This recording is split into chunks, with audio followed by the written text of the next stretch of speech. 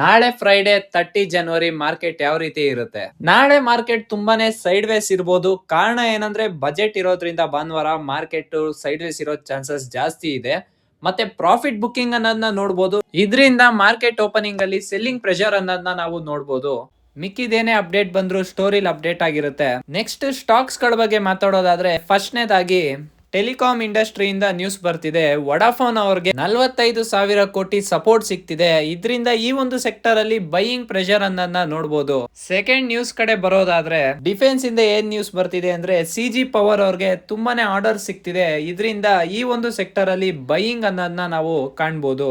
ಮೂರನೇ ನ್ಯೂಸ್ ಏನಂದ್ರೆ Nifty metals ಇಂದ ಬರ್ತಿದೆ. ಏನಂದ್ರೆ ಗೌರ್ಮೆಂಟ್ ಅವರು ಕುಕಿಂಗ್ ಕೋಲ್ಸ್ ನ ಇಂಪಾರ್ಟೆಂಟ್ ಮೆಟಲ್ಸ್ ಅಂತ ಆಗಿ ಹೇಳ್ತಿದ್ದಾರೆ. ಇದರಿಂದ ಟಾಟಾ ಸ್ಟೀಲ್ಸ್, JSW ಸ್ಟೀಲ್ಸ್ ಅಂತಹ ಸೆಕ್ಟರ್ ಗಳಲ್ಲಿ ಬೈಯಿಂಗ್ ಅನ್ನೋದನ್ನ ಕಾಣಿಸಬಹುದು. ಇನ್ನೂ ಹೆಚ್ಚಿನ ಮಾಹಿತಿಗಾಗಿ ನನ್ನ ಪೇಜ್ ನ ಫಾಲೋ ಮಾಡ್ಕೊಳ್ಳೋದನ್ನ ಮರಿಬೇಡಿ.